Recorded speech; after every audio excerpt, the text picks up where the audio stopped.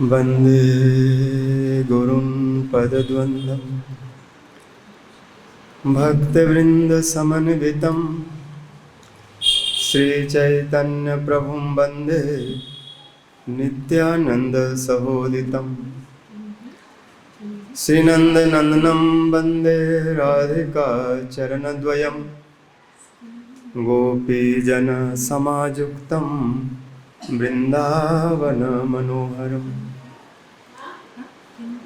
अद्वैत प्रकटीकृतो नरहरिपृष्ठस्वरूपप्रियो नित्यानंद सख सनातन गति श्रीरूपहीर्तकेतन लक्ष्मी प्राणपतिर्गदाधर रसोल्लासी जगन्नाथ भू सांगोपांग सपार्षदं सजयतां देव सचिनंदन वाञ्छाकल्पतरुभ्यश्च कृपा सिन्धुभ्येव च पतितानां पावनेभ्यो वैष्णवेभ्यो नमो नमः। श्रीकृष्ण चैतन्य प्रभु नित्यानंद श्री अद्वैत गदाधर श्रीवासादि गौर भक्तवृंद। हरे कृष्णा कृष्ण कृष्ण हरे हरे हरे राम राम राम हरे हरे।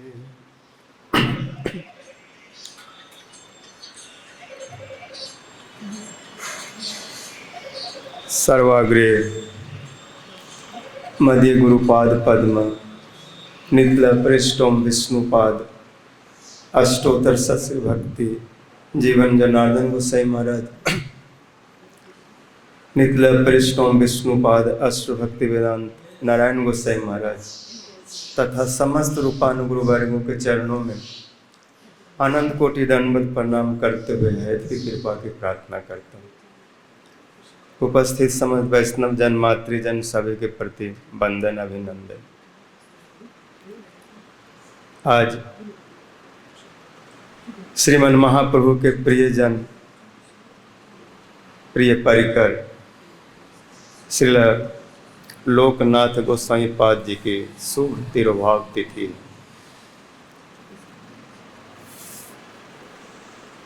श्रील नरोत्तम दास ठाकुर अपने गुरु जी के संबंध में प्रार्थना में गुरुदेव के प्रति निवेदन कर रहे हैं।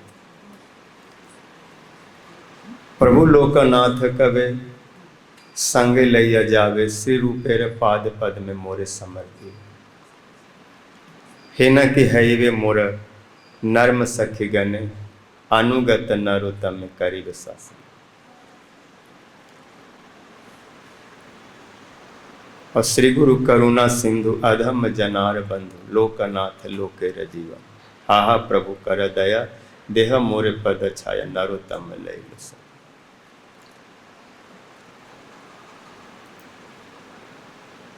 तो ऐसे लोकनाथ गोस्वामी जो दीनहीन अकिंचन, क्योंकि भगवान निष्किंचन जनों की संपत्ति, अकिंचन जनों की। अकिंचन माने नहीं कि उनके पास कुछ नहीं है। अकिंचन का माने है जिनके जीवन में कृष्ण का अतिरिक्त कुछ नहीं है। और जिसके जीवन में राधा कृष्ण है, राधा विनोदी लाल है, तो उससे बड़ा धनी कौन हो सकता है। साधारण लोग अकिंचन का माने समझते हैं कंगाल, कुछ नहीं है, दरिद्र। लेकिन जो कृष्ण भक्त होते हैं, जिनके जीवन में कृष्ण का अतिरिक्त कोई संपत्ति नहीं होता, वो सबसे बड़े बड़े धनी होते हैं। उनके पास इतना बड़ा धन है कि उससे थोड़ा भी एक बूंद भी दे दें तो जगत इतना धनी हो जाएगा, उसका सारा भाव भी मिट जाएगा। इनके जीवनी में देखेंगे कि उस धन से थोड़ा सा एक बूंद नरोत्तम दास को दिए, और उस एक बूंद से कितना बड़ा जगत में प्रेम का स्थापित कर गए।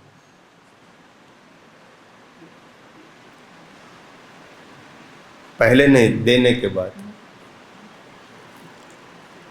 तो इनका जन्म आजकल जो बांग्लादेश है, पहले भारत में ही था, तो वहाँ पर एक जिला है जसोहर नाम का जिला, कई जिला, बड़े प्रसिद्ध जिला। ये जो अपना मंदिर है वो भी कभी वहीं के भक्तों के द्वारा सेवित हुआ था।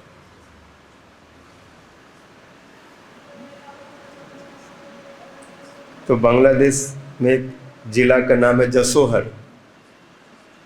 उस जिला के अंतर्गत एक गांव है जिसका नाम है तलखड़ी बोलते हैं। उसी ग्राम में इनका जन्म हुआ। ये उच्च ब्राह्मण कुल में भट्टाचार्य, इनके पिताजी का नाम था श्री पद्मनाभ भट्टाचार्य, माता श्री का नाम श्रीमती सीता देवी। किंतु ये राधा जी के नित्य दासी हैं, लीला मंजरी हैं।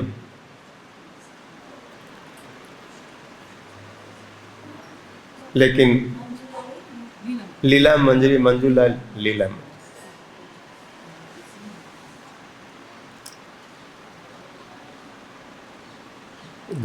गौर गणोदेश दीपिका में इनके लिए लीला मंजरी ही ऐसा आया, लीला मंजरी।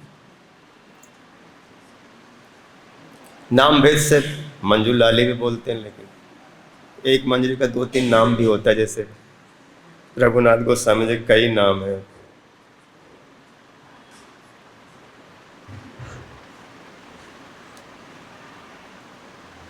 तो एक महाप्रभु जी का गण है, उनके परिकर है, इसलिए अपना संबंध, अपना स्थान पहचानने में इनको देर नहीं हुई। छोटी अवस्था में सर्वस्व त्याग करके माता पिता, देश, संसार, घर परिवार, मायापुर चले आए। उस समय महाप्रभु जी की अवस्था 24 साल की है, वो भी युवावस्था में, नवजौवन।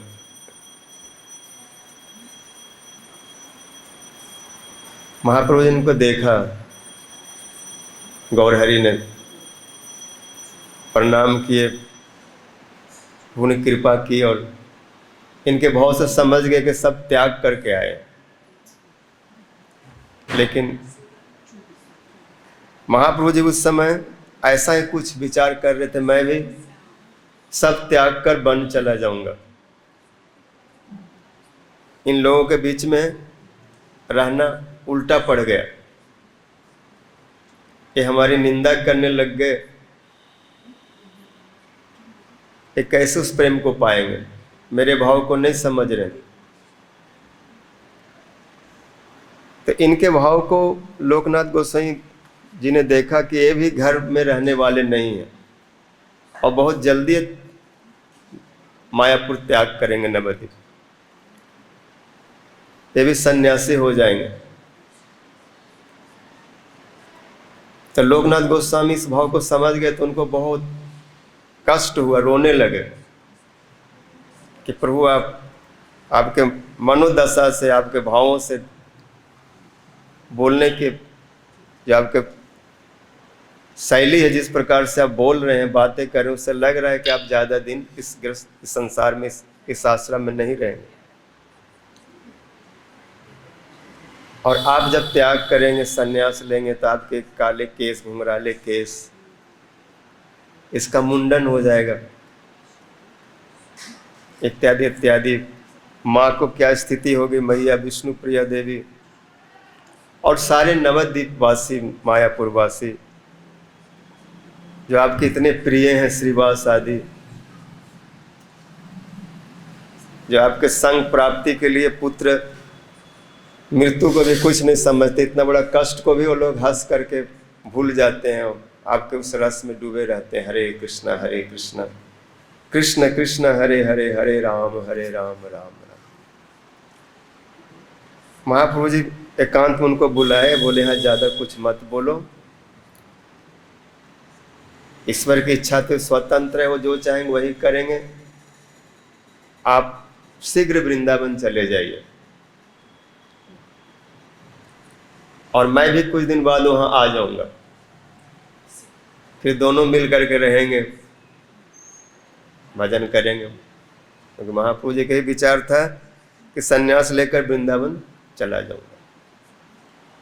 वो तो बाद में सची माता बहुत विलाप करने लगी, ऐसा नहीं कर सकते,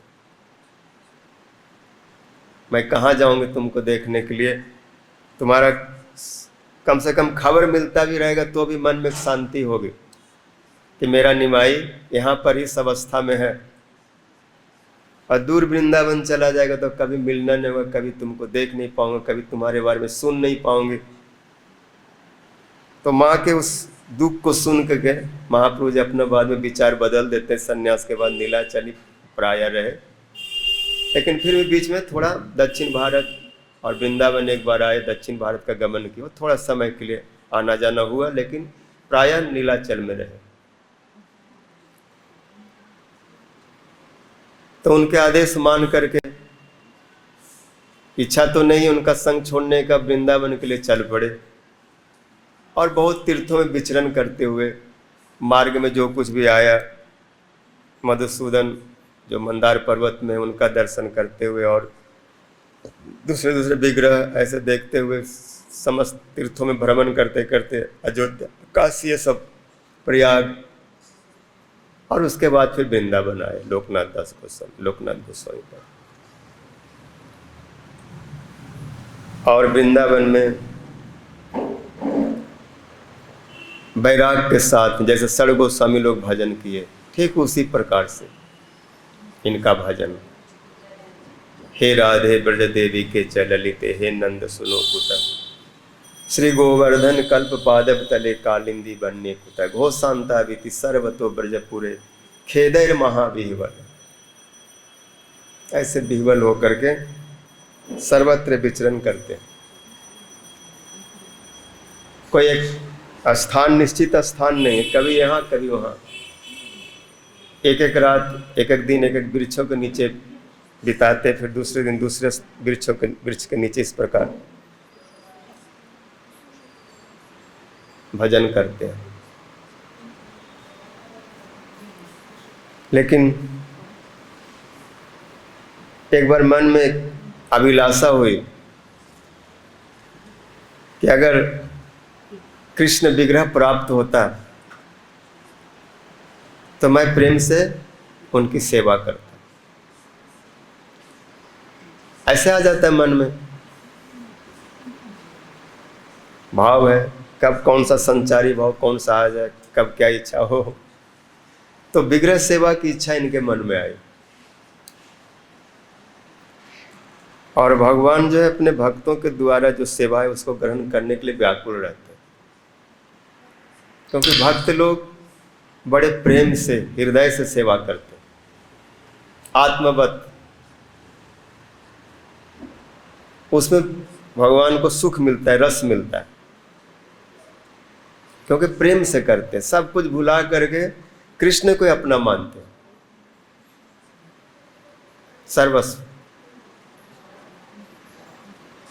तो ठाकुर जी भी व्याकुल थे, कोई ऐसा मिले प्रेम करने वाला।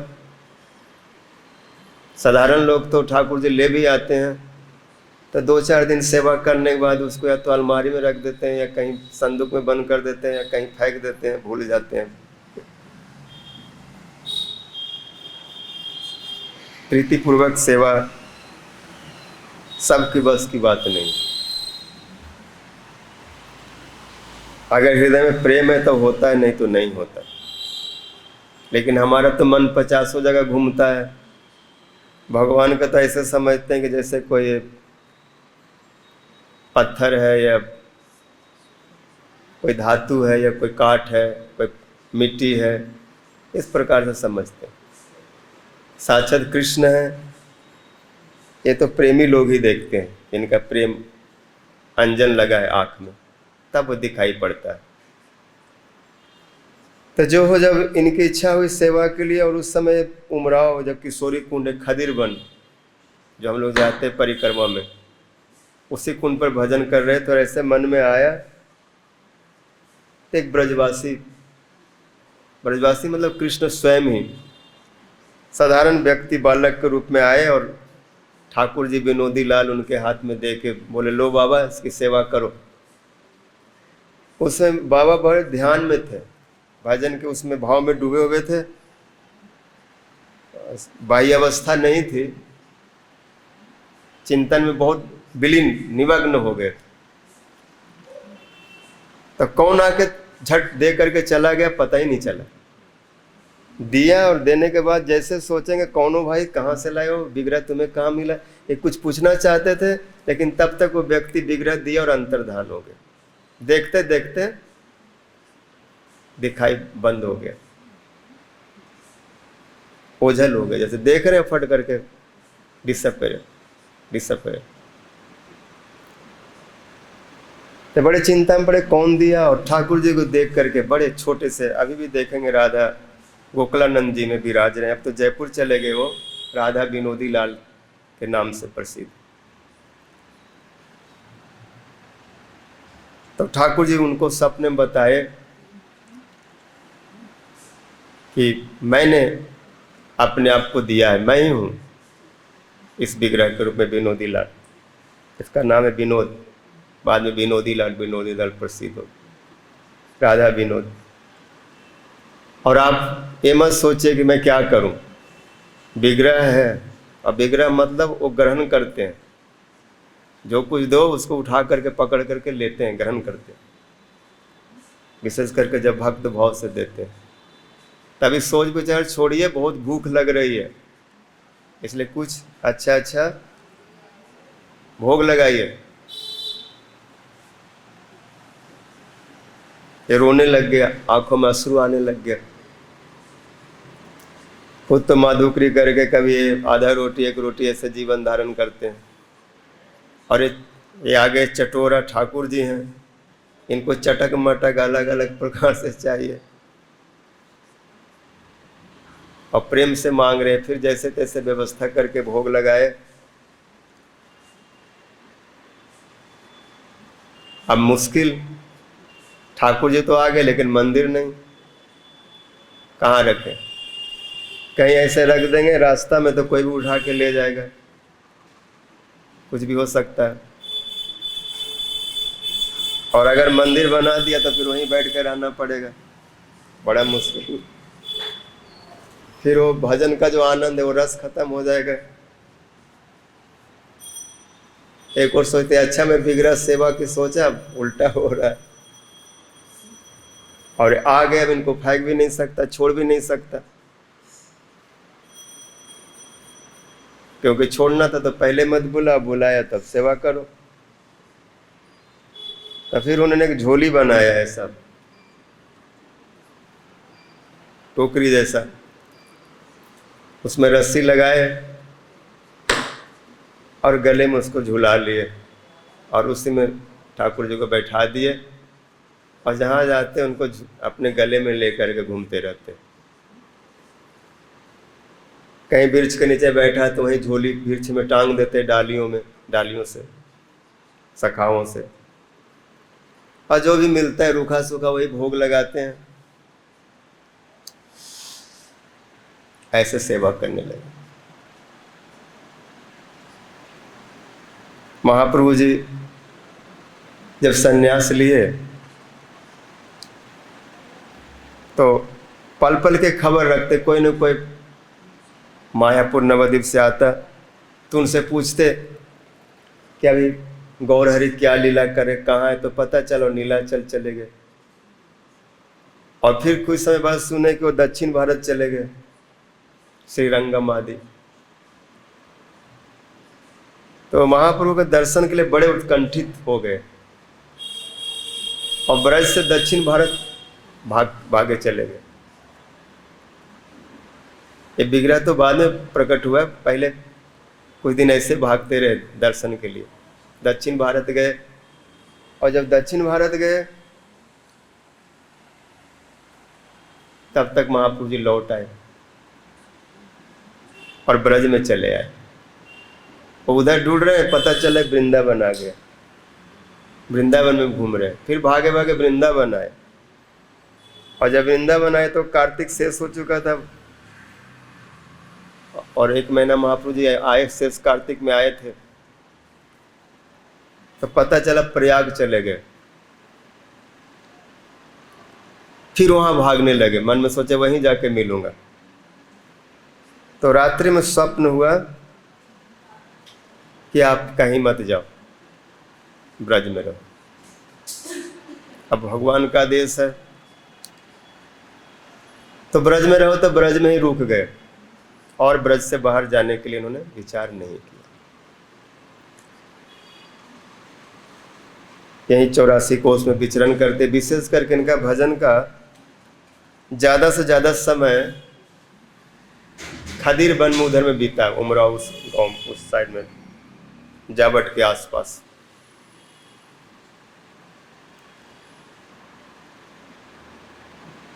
उसी समय और भी महाप्रभु के परिकर आए, जिसमें नरोत्तम दास ठाकुर, श्यामानंद प्रभु, निवासाचार्य, ये तीनों। श्यामानंद प्रभु तो गौरीदास हृदय चैतन्य प्रभु के आश्रित जन, जो कि गौरीदास प्रभु के शिष्य, हृदय चैतन्य उनके शिष्य श्यामानंद प्रभु। और निवासाचार्य प्रभु श्री गोपाल भट्ट गोस्वामी से दीक्षा प्राप्त किए, और जीव गोस्वामी के इच्छानुसार नरोत्तम दास ठाकुर ब्रज में लोकनाथ गोसाई पाद के चरणाश्रय किए। ये बड़े निष्किंचन थे, ये शुद्ध भाव से भजन करते, तो ऐसा संकल्प था कि मैं शिष्य नहीं करूंगा, और अपने नाम जस महिमा प्रचार से बहुत घबराते थे। ऐसा 2 ही महात्मा बड़े विचित्र अद्भुत, एक भूगर्भ गोस्वामी, एक लोकनाथ दास गोस्वामी। इन्होंने खूब भजन किया, भगवान का साक्षात परिकर है, लेकिन कहीं पर अपने बारे में इन्होंने अपना कोई प्रचार, अपना नाम नहीं लिखवाया। जब वृंदावन ठाकुर कृष्णदास कविराज गोस्वामी चैतन्य चरितामृत रचना की इच्छा हुई, महाप्रभु लीलाओं का वर्णन करने का, भक्तों के आग्रह से, प्रार्थना से, तो ये लोकनाथ गोस्वामी के पास आए, कविराज गोस्वामी पास, और उनसे बोले कि आप ब्रज में बहुत समय विचरण किए, भजन किए, यहाँ के बारे में, महाप्रभु जी के बारे में, उनके परिकरों के बारे में जो कुछ भी आप अनुभव किया है, जाना है, समझा है, वो सब हमें बताइए, हम वर्णन करेंगे। आप लोगों के मुंह का वचन ही प्रमाण होगा, क्योंकि आप लोगों ने साक्षात सब देखा है, सुना है, अनुभव किया है, भजन किया है। तो उन्होंने जो कुछ बोलना था, जो कुछ बोले, लेकिन एक शर्त पर सब बतलाए कि आप खूब लीला वर्णन करिए। ये तो भक्तों के लिए आनंद की बात है, लेकिन महाप्रभु के लीला वर्णन में हमारी कोई भी महिमा को वहाँ वर्णन नहीं होना चाहिए। हमारे बारे में आप कुछ नहीं बताएंगे, ये थोड़ा बहुत वर्णन में आ ही जाता है। जीवनी, कौन माता पिता थे, कैसे आए, कैसे भक्ति किए, कैसा उनका रहन सहन, कैसा विचार, कैसा आचरण, ये सब जीवन चरित्र में आ जाता है। लेकिन इन्होंने स्पष्ट माना किया कि मेरे बारे में कुछ नहीं लिखेंगे। कविराज गोस्वामी इनको एक प्रकार से गुरु, शिक्षा गुरु समझ उनका आदेश मान करके चैतन्य चरित्र में कहीं नाम आ गया है, भूगर्भ गोस्वामी, लोकनाथ गोस्वामी, केवल नाम का उल्लेख थोड़ा सा हुआ है, लेकिन और कुछ नहीं। ये सब जो हम जो वर्णन करते हैं कि ब्रज में आए और किशोरी कुंड पे भजन किए, खायरा में रहे, ये सब भक्ति रत्नाकर में बाद में वर्णन हुआ, क्योंकि उनके बारे में लिखा तो नहीं गया, लेकिन भक्तों ने देखा, सुना, तो परंपरा से कथा चली आ रही थी। क्योंकि प्रसिद्ध थे भोगर गोस्वामी का नाम भी आया चैतन्य चरितामृत, चाहे भले महिमा का वर्णन नहीं आया, तो नाम सुनने से अनुसंधान तो होता है कि कौन थे, कैसे भजन करते थे। तो जो देखा वो दूसरे को बताया, दूसरे ने तीसरे को बताया। तो बाद में भक्ति रत्नाकर में नरहरि चक्रवर्ती वो वर्णन करते, उसी में सब वर्णन आता है। तो बड़े निष्किंचन, बहुत मुश्किल होता है। व्यक्ति भगवान को देते देते भगवान से लेना शुरू कर देता है, लेकिन शुद्ध भक्ति में ये शर्त होता है कि जितना उनको दो, लेना कुछ नहीं।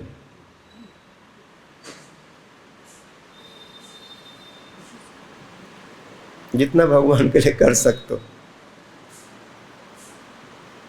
त्याग। लेकिन हम तो कहीं पर बैठ के तिलक करके माला भी कर रहे हैं, ऐसे आँख बंद करके ऐसे बैठे हैं, तो सामने वाले बोले एक फोटो खींचो और इंस्टाग्राम में डाल दो, महाराज जी कैसे भजन कर रहे हैं, लोग देखें और फिर मेरे पास आ जाए। ऐसा करते हैं, बड़ा माला लेके ऐसे मोटा वैसे बैठा के ऐसे दिखा के, कुछ भी।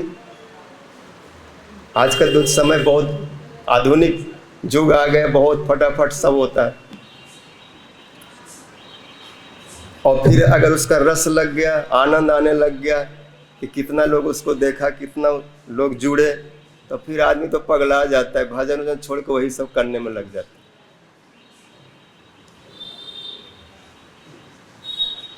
बहुत मुश्किल होता है। फिर इसका जब स्वाद मिलता है तो फिर सब स्वाद भूल कर उसी में आदमी समय को बर्बाद कर देता है, जीवन को बर्बाद कर देता है,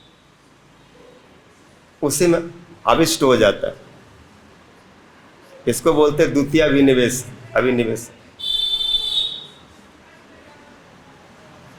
भयम द्वितीय अभिनिवेशता ईसादपेतस्य विपर्जय स्मृति तन माया तो बुध आ भजे तम भक्त एक ऐसम गुरुदेव आत्मा। तो जैसे लोकनाथ गोस्वामी दूसरा भी अभिनिवेश में नहीं थे, निर्भय होकर भजन करते, कुछ नहीं चाहिए। ऐसे गुरु के बारे में जब, ऐसे वैष्णव के बारे में जब नरोत्तम दास ठाकुर ने श्रवण किया तो उनका हृदय में उनका आचरण ही ऐसा प्रवेश किया कि उन्होंने भी संकल्प किया कि मैं इनसे आश्रय लूंगा। जैसे गौर किशोरदास बाबा जी का भजन, कोथाय गो प्रेममयी राधे राधे, एक बार देखा दिया प्राण राखो राधे। जब प्रभुपाद जी सुने अपने शिक्षा गुरु भक्ति विनोद ठाकुर जी से और दर्शन किए साक्षात, तो उनके हृदय में भी आया और उनका शिक्षा गुरु में आदेश दिया कि इनके आश्रय लो। तो उन्होंने संकल्प किया मैं इन्हीं के आश्रय में रहूंगा, इनसे ही दीक्षा लूंगा। और बार बार उनको लौटाते रहे, कुछ न कुछ बहाना करते रहे। महाप्रभु जी से पूछूंगा, उन्होंने कुछ बोला नहीं। आज बोला तो कह रहे थे कि ऐसे बड़े विद्वान, ऐसे पंडित, ऐसे व्यक्ति, ऐसे त्यागी, ऐसे श्रेष्ठ को कैसे आप दीक्षा देंगे और भक्ति में इसकी क्या जरूरत है। ऐसे कुछ कुछ बोल के उनको उल्टा पाठ पढ़ा देते थे। लेकिन उन्होंने संकल्प किया आप जितना भी हमको वंचित करिए, लेकिन मैं आपको छोड़ूंगा नहीं। और जब उनको मंत्र प्राप्त किया, जब वो अनुभव हृदय में आया, दिव्य ज्ञान हृदय प्रकाशित, प्रेमा भक्ति जहाँ है ते अविद्या विनाश जाते, वेदे गाय जहारे चली। तब प्रभुपाद जी रोने लगे और फिर उन्होंने अपने जीवनी में लिखा कि बाबा महाराज इन्होंने हमारे प्रति कृपा की, इनका जो भाव कितना उच्च स्तर पर बैठे हैं, उस भाव रूपी समुद्र में मेरे जैसे कितना सरस्वती डूब जाए पता ही नहीं चलेगा। जब वो भजन करते थे ऐसे भाव विह्वल होकर के बरसाना में रहते समय राधा रानी की माला बनाते और रोते रोते गाते कोथाय गो प्रेममयी राधे राधे। ये जब भाव भजन उनका सुने तो इनका हृदय द्रवीभूत हो गया और जीवनी में लिखते हैं कि मैं एक तुच्छ समान समय तो उनके भाव के आगे।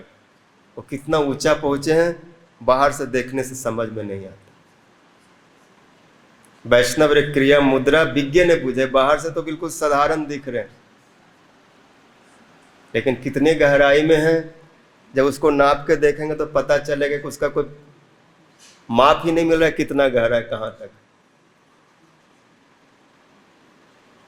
उतरते रह जाएंगे लेकिन उनका शेष नहीं पाएंगे। तो भक्ति ऐसे ही है, भाव ऐसा ही है। तभी तो उद्धव जैसा अनुभवी ज्ञानी जब यहाँ आया और इन भावों को देखा सुना, तो उन्होंने उसके बारे में कुछ व्याख्या नहीं कर पाए और उनको बोलना पड़े, एता परंग तनु भृतो भुवि गोप बधवो गोविंद एव निखिलात्मनि रूढ़ भाव। कृष्ण के प्रति इनका ऐसा रूढ़ भाव, कैसा बोले ऐसा है, देखो साक्षात दर्शन करो, ऐसा दिव्य उन्माद, ऐसा प्रेम वैचित्य, ऐसा जल्प प्रजल्प अपजल्प जो कर रहे हैं, उद्धव जी को भी समझ से बाहर जा रहा है। बोला जब ऐसा भाव ऐसा संग मिलेगा, ये लोग कृपा करेंगे तो कुछ समझ में आएगा। इसलिए एवं ऐसा ऐसा बस ऐसे बोलते रहे, ऐसा ऐसा दिखा रहे हैं, देखो हमको पता नहीं, क्योंकि जिनको हुआ है वही बता सकते हैं। मैं देख रहा हूं, जैसा देख रहा हूं ऐसा तुम लोग भी देखो, ऐसा भाव। इसलिए बड़ा स्वसंवेद्य है, अनुभव तो कर सकते हैं लेकिन अभिव्यक्त नहीं, व्याख्या नहीं कर सकते, बता नहीं सकते। इसलिए कई बार ऐसा आता है, वाचो जस निवर्तते अप्राप मनसा सह, मन बुद्धि के सहित वाणी जिसको ना पा करके लौट आता है, वो यदि कृपा करे तभी समझ सकते हैं। नहीं तो मन बुद्धि जितना दौड़ा लो, शब्द का जितना भी जाल बना लो, उसमें वो नहीं फंसते और भाव में उतरते हैं। चेष्टा करते हम लोग लेकिन उससे नहीं होता, कृपा चाहिए। वो जब समझा देंगे बता देंगे तभी समझ में आएगा। तो इनका इतना भजन ऊंचा था, कैसे समझ में आएगा। तो लोकनाथ नरोत्तम दास ठाकुर जी संकल्प किए कि मैं इनसे ही ग्रहण करूंगा, इनकी कृपा लूंगा, तभी हमें ब्रज में राधा कृष्ण मिलेंगे, महाप्रभु जी की कृपा होगी। लेकिन वो तो किसी को अपने पास आने नहीं देते। कृपा तो तब लेंगे ना जब कुछ सेवा मिले। तो कोई सेवा नहीं, कोई उनके पास जाएंगे नहीं। लेकिन जो कृष्ण भजन करते हैं, भगवान उनको बुद्धि देते हैं, कैसे किसको पाना है, कैसे मुझको पाना है, कैसे गुरु को पाना है। ददामी बुद्धि जोगम तम जैन मां जानती। तो दिन में तो सामने जैसे अगर वो बैठे हैं गुरुदेव, और सीधे जाकर अगर उनकी सेवा करने लग जाए, उनको कुछ दो पाइए गुरुदेव तो नहीं लेंगे, या कुछ वहाँ पोछा लगाओ, झाड़ू लगाओ, कुछ करो तो भगा देंगे, नज़र के सामने करने नहीं देंगे। स्वयं अपनी सेवा स्वयं करते हैं और बोलते हैं कि मैं क्यों सेवा लूँ, मैंने कोई महाप्रभु जी की सेवा नहीं की, मैंने राधा कृष्ण की सेवा नहीं किया, मैं तो यहाँ पर उल्टा सेवा लेता हूँ, माधुकरी उनके नाम से मांग मांग के खाता हूँ। और सेवा क्या किया, इस वजह हमने कोई सेवा नहीं की तो हम दूसरे की सेवा कैसे ले सकते। ऐसे बोल करके दूर हटा देते थे, मैं इस लायक जोग नहीं हूँ। तो नरोत्तम दास ठाकुर जी विचार किए कैसे सेवा करूं। तो इनकी अवस्था अधिक हो गई थी और जिस स्थान पे भजन करते उस स्थान के आसपास ही वो बाह्य कृत्य के लिए जाते। रात्रि में 3 बजे 2 बजे उठे, शौच आदि से निवृत्त होकर स्नान करके भजन में बैठ जाते। तो नरोत्तम दास ठाकुर जी विचार करते कैसी कौन सी सेवा करूं, कैसी सेवा करूं जिससे गुरु जी प्रसन्न हो जाए, क्या करूं। तो रात्रि में 1 बजे चले जाते, 12 बजे, और जाकर उस स्थान को अच्छा से स्वच्छ कर देते। तब ऐसा बाथरूम नहीं था, खुले में जाना होता था, और एक ही स्थान में जा रहे हैं तो जगह ये हो जाता था। तो पहले जाकर उनको स्वच्छ कर देते, और जब वो गए तो देखे जगह बहुत साफ है, तो उनके मन में लगा कुछ न कुछ तो है। 2 दिन हुआ, 3 दिन हुआ, चौथा दिन वो रात्रि में छुप करके देखने लगे कौन आता है, कौन ऐसा करता है। 12 बजे जाके बैठ गए, देखे 12:30-1 बजे को एक युवक आया, बड़ा सुंदर गोरा राजकुमार की तरह, हाथ में झाड़ू लेके आया और सफाई कर रहा, स्वच्छ कर रहा। आवाज लगा तुम कौन हो, क्या कर रहे हो? जब गुरुजी आवाज लगा के बुलाए तो उनके चरणों में गिर गया। पहले तो सब बुलाते नहीं किसी को पास, जाओ जाओ चलो यहाँ मत आना, उधर ही रहो, तो कोई सामने जा भी नहीं पाता था, बड़ा त्याग वृत्ति से रहते। लेकिन आज इनके क्या हुआ, जो भगाने वाले थे बुलाए तुम कौन हो, ये क्या कर रहे हो, इधर आओ। क्योंकि उनके सेवा देख करके इनका हृदय द्रवीभूत हो गया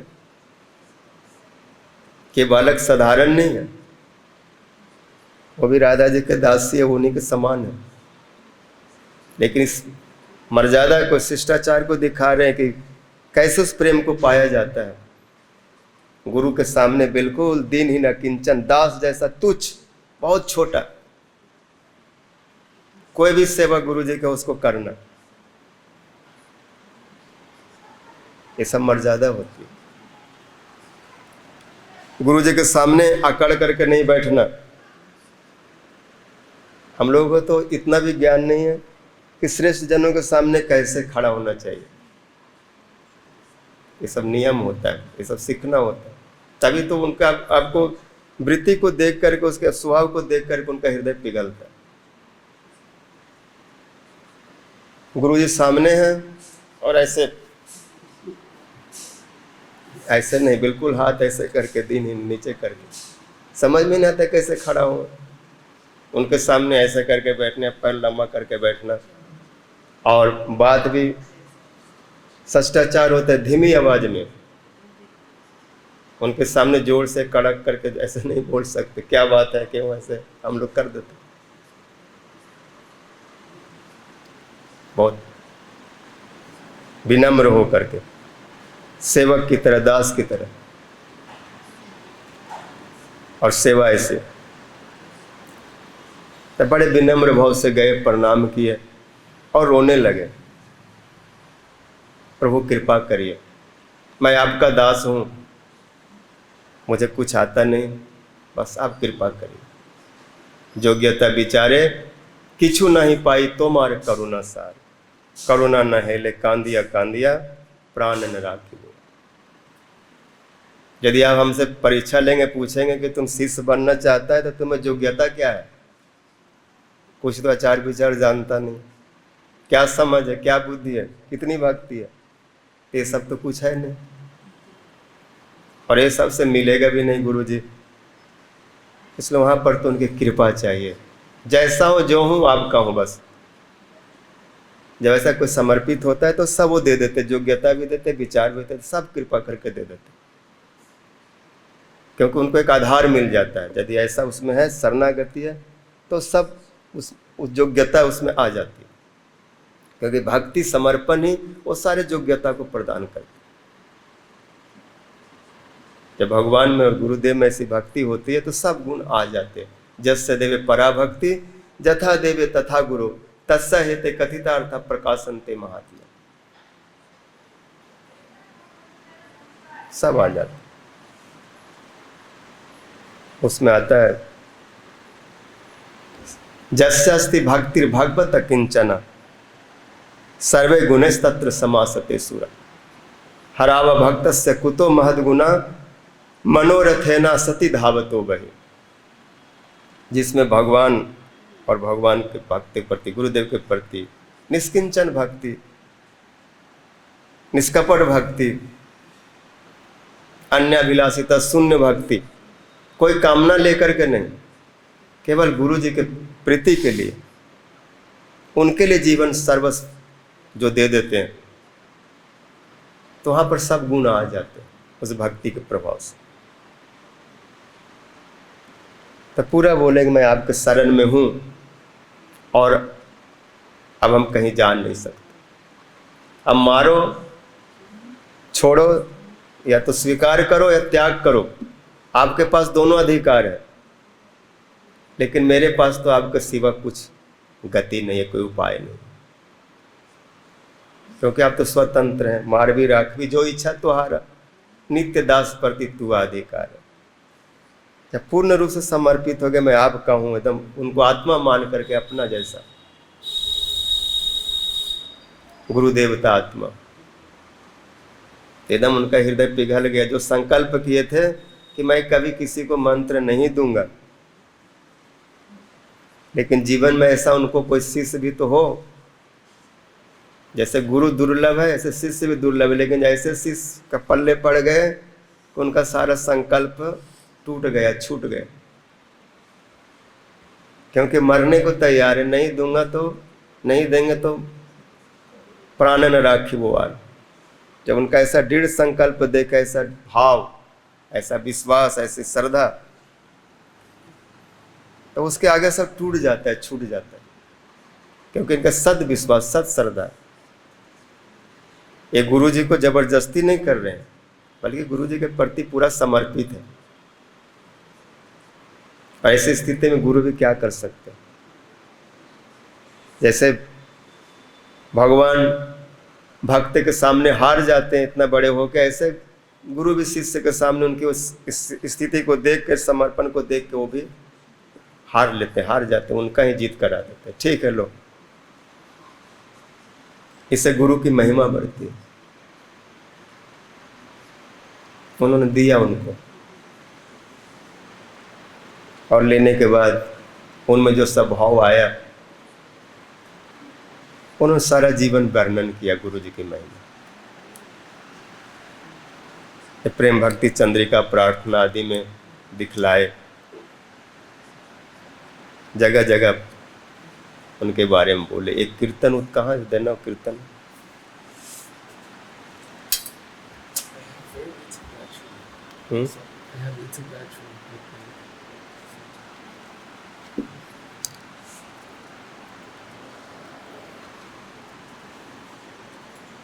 It's not going this way.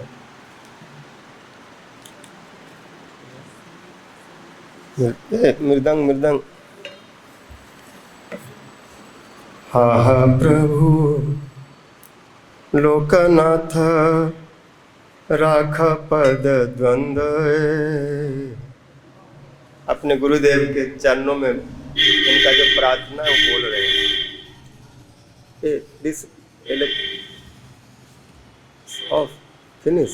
Oh, the battery. Okay. You will have this. You know what's that?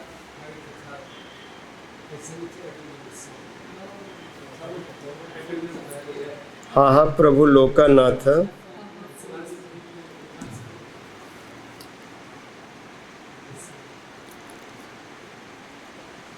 बहुत सुंदर।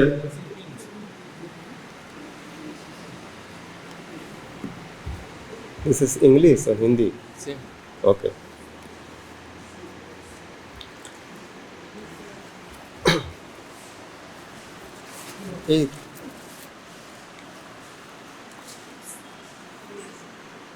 हाँ प्रभु लोकनाथ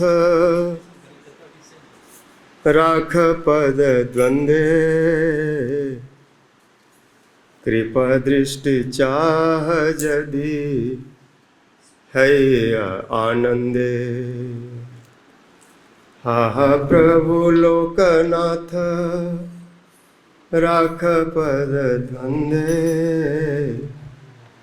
कृपा दृष्टि चाह यदि है आनंदे।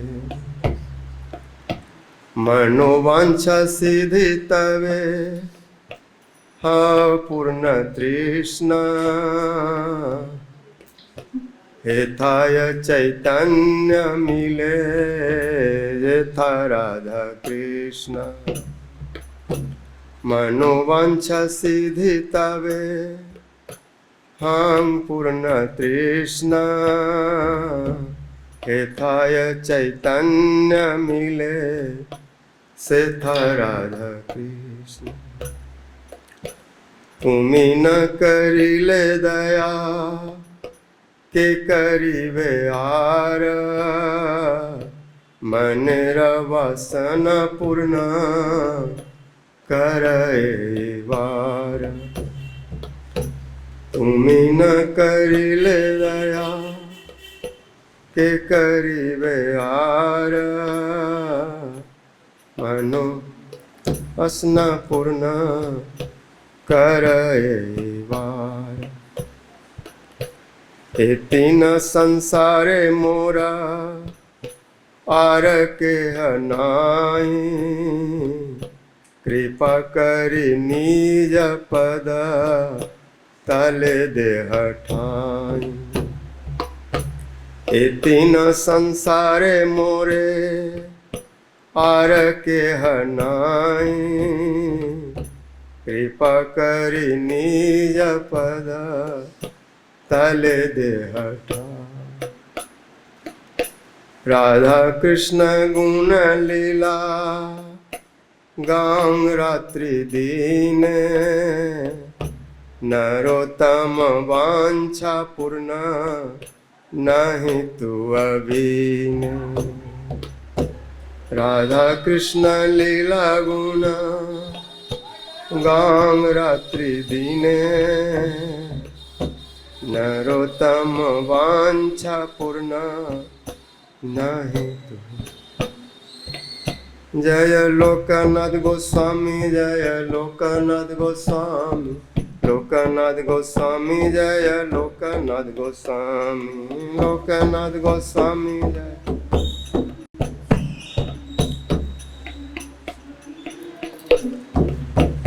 हरे कृष्णा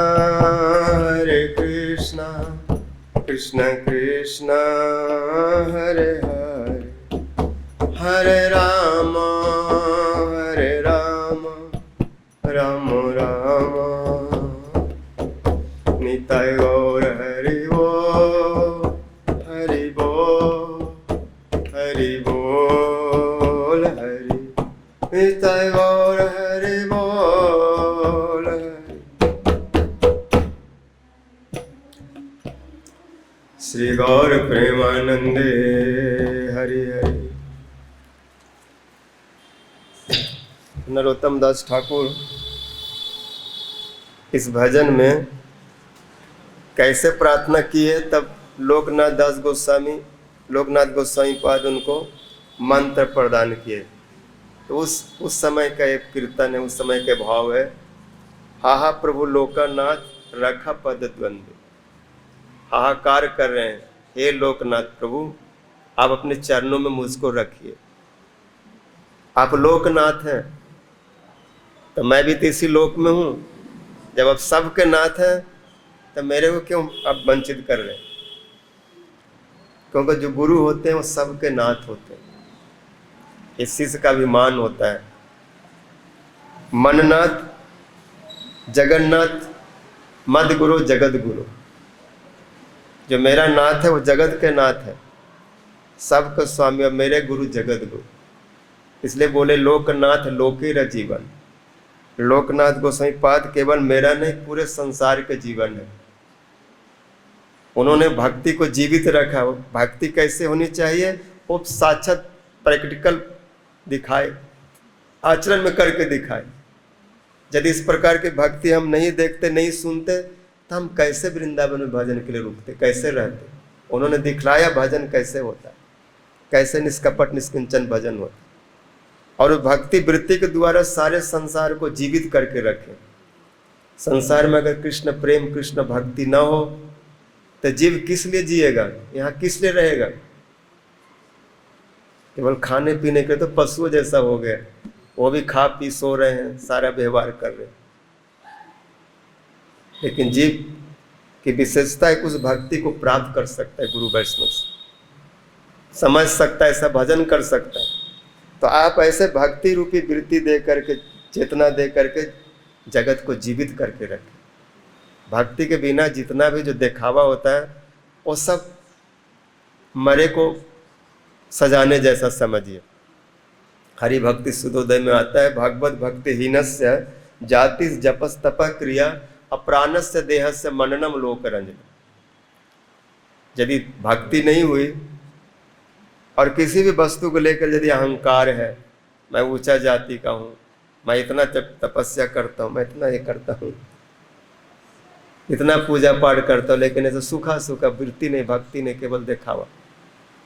तो जैसे कहते कोई व्यक्ति जीवित था तो जीवित में उसकी किसी ने सेवा नहीं की, और जब शरीर छोड़ दिया तो बढ़िया वो बना करके विमान और अच्छा अच्छा श्रृंगार लगा करके, बढ़िया बढ़िया माला पहना करके और बढ़िया कपड़ा लगा करके सजा करके ले जा रहे। बाहरी लोग देखे वाह कितना प्रेम था, लेकिन जब तक रहा सेवा नहीं किया, अंत में लोगों को केवल दिखा रहे हैं कि मैं कैसा। ये सब लोक रंजन है, दिखावा मात्र। लेकिन लोकनाथ गोस्वामी पाद का भजन ऐसा लोक रंजन नहीं, वो भक्ति के द्वारा पूरा विश्व को भरण पोषण की। आज उदाहरण रूप में देते हैं, ऐसा भक्ति हो, ऐसा कोई चाह नहीं, कोई मांग नहीं, केवल कृष्ण प्रीति के लिए। इसलिए कहते हैं आप लोकनाथ हैं, इसलिए अपने चरणों में मुझको रख लीजिए। रखिए नहीं, मेरे प्रति कृपा दृष्टि करिए, मेरे ओर देखिए। मैं मूर्छित होकर पड़ा हूँ, मैं अनाथ होकर पड़ा हूँ, अब कृपा करके आपको स्वीकार करिए। चाह यदि है या आनंद, यदि हम अपने चरणों में रख लेंगे और कृपा दृष्टि करेंगे, बड़े प्रसन्न हो करके, मानो मैंने तुमको स्वीकार किया, वो दृष्टि में प्रकट होना चाहिए, तभी तो दृष्टि काम करेगा। यदि आप हृदय से आनंद होकर के प्रसन्नचित होकर मुझको स्वीकार कर लेंगे तो मेरी जितनी भी वांछा, जो इच्छा है, सब पूरा हो जाएगा। जीव गोस्वामी पाद संदर्भ में लिखते हैं कि जीवन में सदगुरु मिल जाना भी अपने आप में बहुत बड़ी बात है। भजन हो ना हो वो तो बात की बात है, अगर सदगुरु मिल गए तो अपने बल से हमको अपने पास ले लेंगे। बस उनको पकड़ कर रहो, कुछ नहीं जानता, मैं आपको नहीं छोड़ूंगा। क्या करेंगे? ले जाना पड़ेगा उनको। तो इसलिए कह रहे हैं कि बस आप अपने चरणों में ले लो, एक बार प्रसन्न होकर के एक बार खाली देख लो। ऐसा करने से मेरा क्या हो जाएगा? बोले हमारी जितनी इच्छा है वो सब वांछा जो सिद्ध हो जाएगा, जो मैं चाहूंगा वही हो जाएगा, क्योंकि आपने जो स्वीकार किया। और मेरी जो तृष्णा है सब पूर्ण हो जाएगा, जो इच्छा है सब प्यास मिट जाएगी, कुछ नहीं रहेगा। बिना गुरु आश्रय के संसार की बड़ी इच्छा होती है, बड़ी तृष्णा होती है, बड़ा प्यास होता है विषय भोग के लिए, विषय को भागते हैं। जैसे वो मृगमरीच का वो जो हिरण होता है ना, मरुभूमि में दौड़ लगाता पानी के लिए, लेकिन वहाँ पानी नहीं होता, वहाँ तो पानी जैसा चमक होती है, प्रतिबिंब होता है, जिसको मृग तृष्णा मरीचिका बोलते हैं, और मृग उससे पीने के लिए जाता है। तो संसार ऐसा ही है, यहाँ पर कभी किसी की इच्छा पूर्ण नहीं हुई, दौड़ते दौड़ते जैसे हिरण मर जाते हैं, हम भी ऐसे माया में भागते भागते मर जाते हैं। लेकिन गुरु जी के आश्रय लेने से सारी तृष्णाएं मिट जाती, सब प्यास बुझ जाती। संसार कभी भी हमारे प्यास को नहीं बुझाएगा, लेकिन वो कृष्ण प्रेम आने से इतना तृप्ति हो जाती है कि वो तृप्त नहीं रहता, कभी उसको प्यास लगता ही नहीं। इसलिए कहते हैं आपकी कृपा से वांछा सिद्धि हो जाएंगे, और जो तृष्णा है, जो प्यास है, वो मिट जाएगी, पूर्ण हो जाएगा हमारे प्यास। और हेथा है चैतन्य मिले जेथा राधा कृष्ण। आप कृपा करेंगे तो जहाँ पर चैतन्य महाप्रभु है वहीं पर राधा कृष्ण है, जहाँ पर राधा कृष्ण है वहीं पर चैतन्य महाप्रभु है। ऐसे भाव, ऐसी वृत्ति आ जाएगी। इसलिए मनस शिक्षा में रघुनाथ गोस्वामी जी लिखते हैं, ना धर्मम सुरति गण निरुक्तम कील कुरु ब्रजे राधा कृष्ण प्रचुर परिचर्या में तनु सचि सुनु नंदीश्वर पति सुतत्वे गुरुबरम मुकुंद पृष्ठत्वे परम जस्त्रम ननुमन। दुनियादारी का धर्म अधर्म सब त्याग दो, दोनों ही बंधन है। संसार का जो पुण्य है वो भी बंधन है, यहाँ का पाप भी बंधन है। भक्त पाप पुण्य से ऊपर केवल वो भगवान की सेवा करता, वो इस नियम में नहीं आता। संसार के पाप पुण्य अलग है और भगवान की भक्ति अलग है। भगवान की भक्ति कोई साधारण पुण्य नहीं है, और पाप का तो बात ही छोड़ो। वहाँ पर कृष्ण सेवा में अगर उल्टा भी होता है तो धर्म हो जाता है, और भगवान को छोड़ करके जितना भी धर्म करो वो सब अधर्म हो जाता है। ऐसा भगवान के वचन है, मेरे लिए मेरे निमित्त किया गया अधर्म भी धर्म।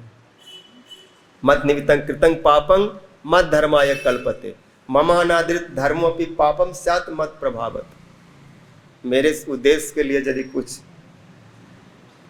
जैसे कोई रास्ते में जा रहा है, पैसे नहीं है जेब में, और देखा बढ़िया सुंदर फूल खिला हुआ है, गुलाब का फूल है कोई भी फूल, बाबा है त्यागी है, इच्छा हुआ भगवान को चरणों में चढ़ाऊंगा, माला बना के पहनाऊं, पैसा नहीं है तो अगर वो 10, 20, 50 फूल तोड़ भी लेता है, चोरी भी कर लेता है, और वो अपने लिए भगवान को पहनाता है, उनको धारण कराता है, तो चोरी नहीं होगा और वो पाप भी नहीं होगा, क्योंकि प्रत्येक वस्तु का भोक्ता भगवान है। वो फूल भी खुश होगा, माली भी खुश हो जाएगा, उसका भी मंगल होगा। जो भगवान की भोग न लगाकर सेवा न करके वस्तु को माया में लगा देते हैं, वो बंधन होता है, वो चोरी है, उसको चोर कहा जाएगा। जो भगवान के वस्तु को भगवान को न देके स्वयं भोग लगाना, ऐसा उपनिषद में आता है, आत्मवासमिदं सर्वं जद किंचित जगत्याम जगत तेन तक्ते न भूजिता माँ गिद्र कस्वद्धनो। भगवान को बिना भोग लगाए धीरे कोई किसी की वस्तु मत लो, ऐसा करने से चोर होता है जो भगवान को नहीं दे। तो कहते सारे धर्म को छोड़ो, भगवान के लिए सब क्रिया करो, जो है उनके लिए करो, लौकिक वैदिक जो भी आचरण है कृष्ण के लिए करो, वो सब धर्म है, वही भक्ति। लौकिक वैदिकी वापी जा क्रिया क्रियते मुनु हरि सेवानुकूल स कार्यम भक्ति चित। इसलिए जसोदा मैया कृष्ण के ऊपर थूक देती है कई बार, बड़ा अटपटा है, लेकिन कृष्ण के रक्षा के लिए ऐसा करती है। कृष्ण सपने में कुछ ऐसा बोल रहे हैं, उसको नजर उतारने के लिए ऐसा करते हैं। ये लौकिक व्यवहार है, थूक देना या काजल लगा देना, काला टीका लगा देना, ये लौकिक रीति है। लेकिन भक्ति के लिए, कृष्ण प्रीति के लिए है, तो उसको भक्ति कहा जाएगा, प्रसन्नता के लिए। तो इसलिए कुछ धर्म मत करो, केवल राधा कृष्ण का प्रचुर सेवा ब्रज में करो। और कैसे करो? सचिन नंदन को नंद नंदन से अभिन्न मान करके। इसलिए हम लोग जो उपासना है, राधा कृष्ण भी है, महाप्रभु जी भी है, और दोनों एक सम कक्ष में विराज रहे, दोनों में कोई भेद नहीं है। एक ही धाम में, श्वेत दीप धाम में, 2 प्रकोष्ठ में दोनों लीलाएं चल रही है। इसलिए यहाँ पर कह रहे हैं कि जहां पर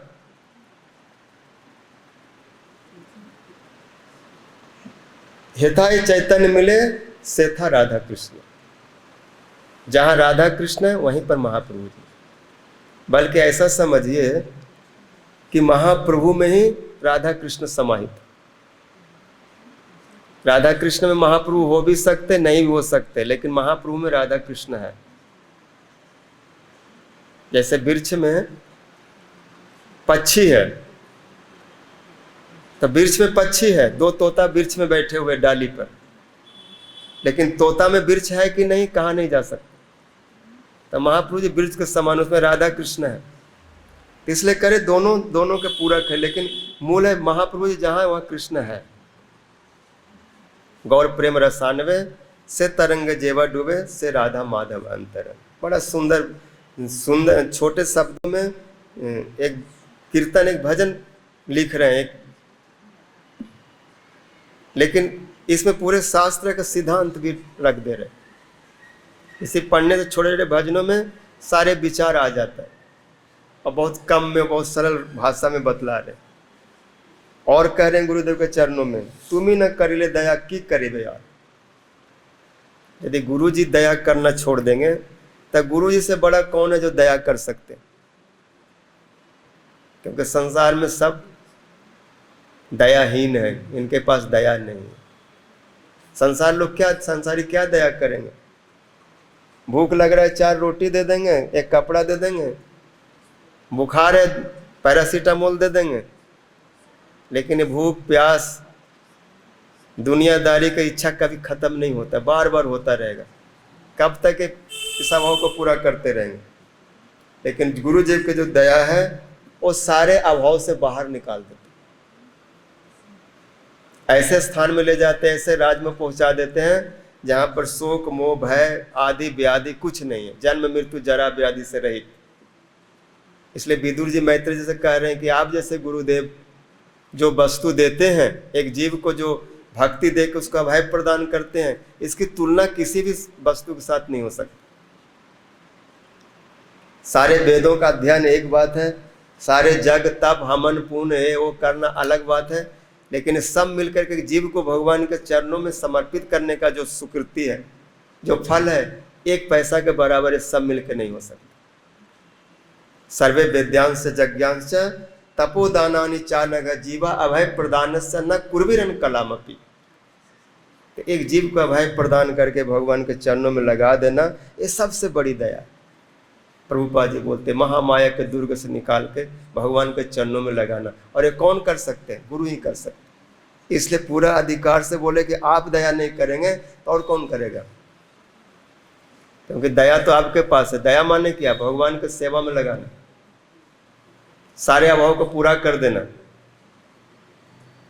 संसार के जो दया है वो क्षणिक दया है। कोई ठंडा में कांप रहा है, कंबल दे दिए, दया है, लेकिन कोई महादया नहीं है। वो बार बार उसको ठंड लगेगा, बार बार कंबल चाहिए, बार बार संसार के वस्तु चाहिए। लेकिन ऐसा दया कि भगवान के चरणों में भेज दो, जहाँ पर सब समय षड ऋतु है, जहाँ पर अगर ठंडी है तो तुरंत वहाँ पर बसंत खड़ा हो जाता है, अगर बहुत ठंड है तो ग्रीष्म आ जाता है। ऐसे ऋतुओं का जहाँ पर, इसको क्या बोलते हैं, एयर कंडीशन है, मतलब नेचुरल कोई भी ऋतु सुख ही देता है, दुख नहीं दे सकता, बिल्कुल एडजस्टमेंट है। ऐसे स्थान पर ले चलो, वो गोलोक वृंदावन, जहाँ पर कोई न रोग है, न शोक है, न बीमारी है, कुछ नहीं है, न जन्म है, न मृत्यु, न जरा है, न व्याधि है। इसलिए वहाँ पर ये सब चीज़ की जरूरत नहीं पड़ती। और यदि कुछ ऐसा है तो सब चिन्मय है, लीला के लिए है, प्राकृत नहीं है, उसमें भी रस है, आनंद, वो अलग है। इसलिए उस जगह में आप ही ले जा सकते हैं, अभी आप ही अभय प्रदान कर सकते हैं, आप ही दया कर सकते हैं। इसलिए कह रहे हैं कि आप दया नहीं करेंगे तो कौन करेगा? तुम ही न करिले दया के करीबे हार, मने रे वासना पूर्ण करा यही बार। बहुत बार भटक चुके जन्म जन्म से, इस बार जो हमारी इच्छा है कि आप ही हमारे गुरुदेव हैं, आप ही हमको स्वीकार करिए, चरणों में ले लीजिए, ये इच्छा को पूर्ण कर दीजिए। बस एक बार पूरा कर लीजिए, एक बार बोलिए कि तुम मेरा है। एक बार बोलने से बस सारे अभाव मिट जाएंगे। इसलिए जीव गोस्वामी कहते हैं कि सदगुरु एक बार स्वीकार कर लेते हैं तो उससे बड़ा भाग्यशाली और कोई नहीं। वो अभिमान लेके भी अगर वो मर गया तो भगवान के पास ही जाएगा। ऐसे प्रभुपाद जी के जीवनी में आता है कि कोई उनका एक शिष्य शरीर त्याग किया, ठीक से भजन नहीं किया था, लेकिन प्रभुपाद जी से मंत्र लिया था। बाद में घर में चला गया, गृहस्थ हो गया, कुछ ऐसा हो गया, अपने भक्ति से नीचे आ गया। लेकिन गुरु सदगुरु थे, उनका साथ उनका संबंध था, जो भी है। कई बार ऐसा हो जाता है, विपर्जय हो जाता है। जैसे स्वपाद मूलम भजत प्रिय से इसमें आता है, और नारद जी व्यास जी से कह रहे हैं त्यक्त्वा स्वधर्मम चरणाम्बुजम हरे भजनो अपक अतो पते ततो यदि। कोई भगवान का भजन करते करते और सिद्धि नहीं हुआ, पहले अपने स्थान से गिर जाए तो भी उसका मंगल नहीं होता, क्योंकि वो जो भजन किया, वो जो संबंध है, वो जो सदगुरु प्राप्त किया, वो कृपा पुनः फिर उसको उस स्थान पर ले आएगी।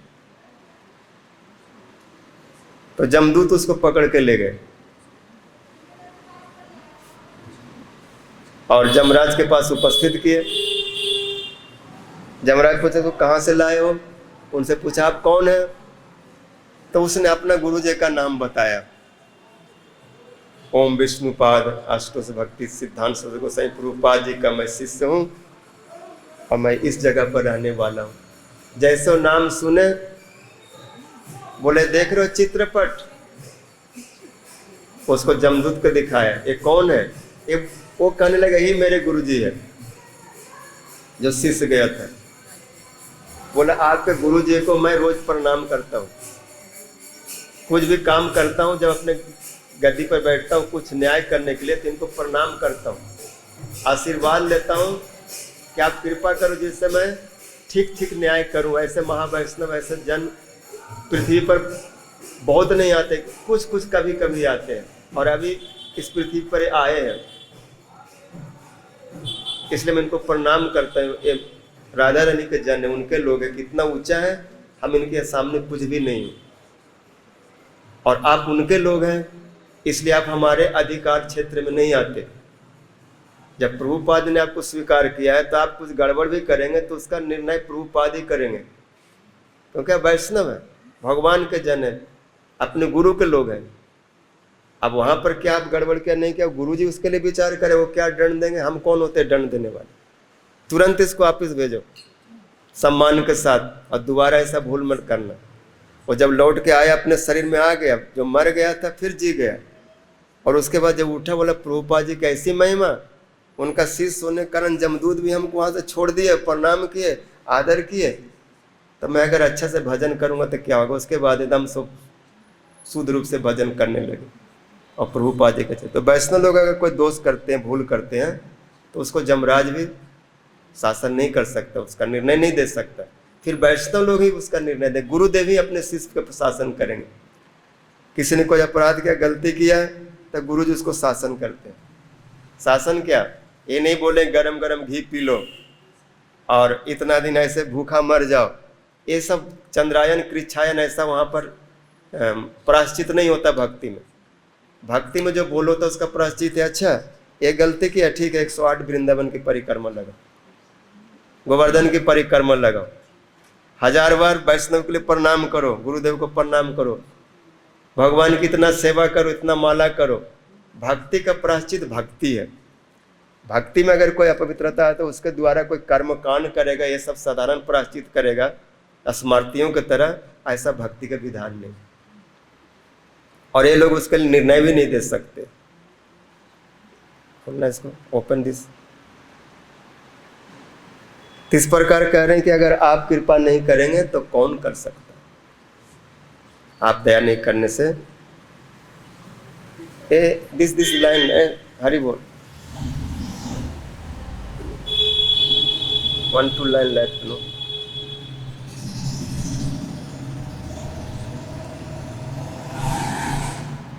ए तीन संसारे मोरा आर कहनाई, कृपा करी निज पद तले देह ठाई।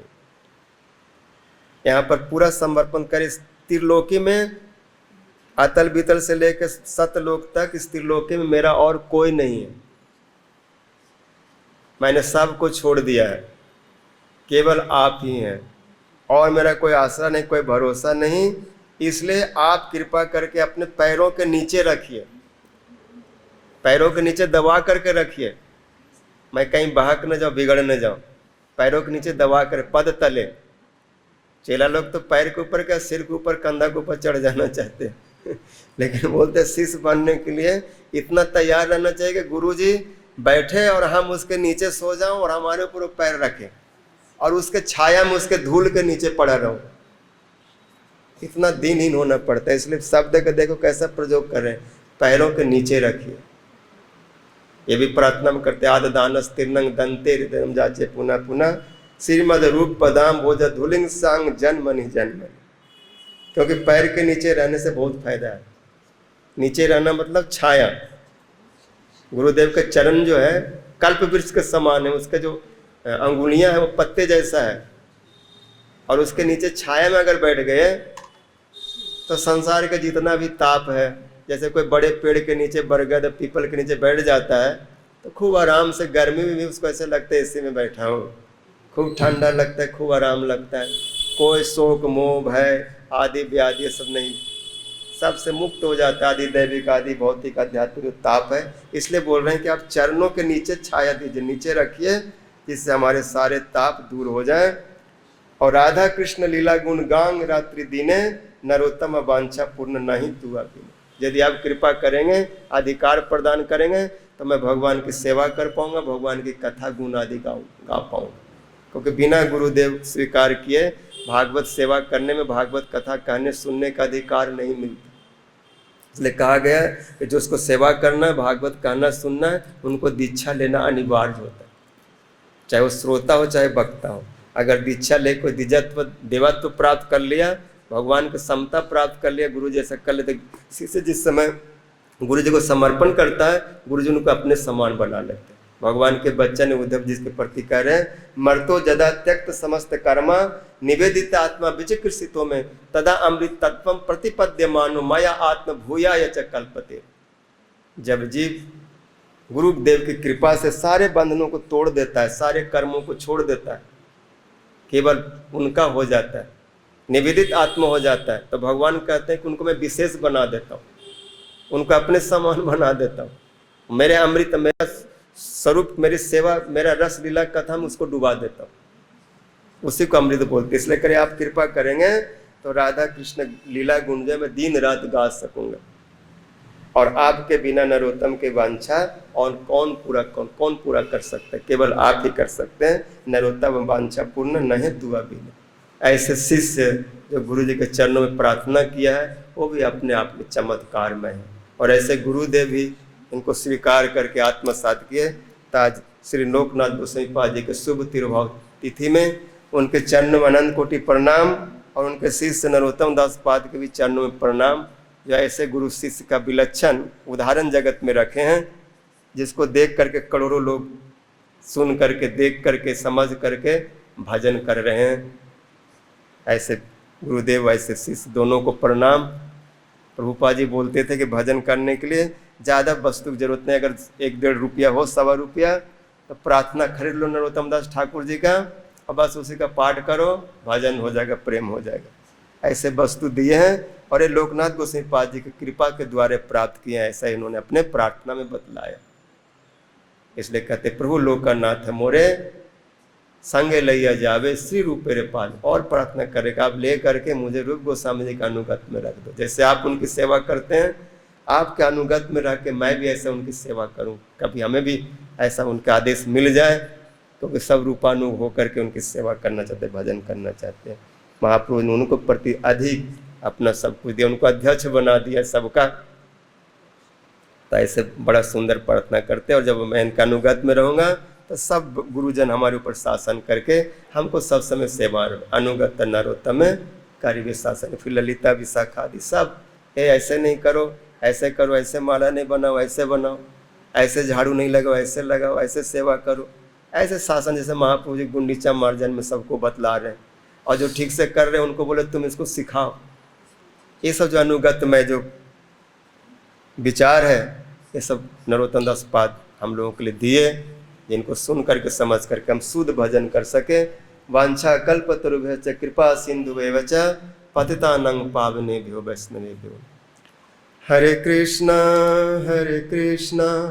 कृष्ण कृष्ण हरे हरे, हरे राम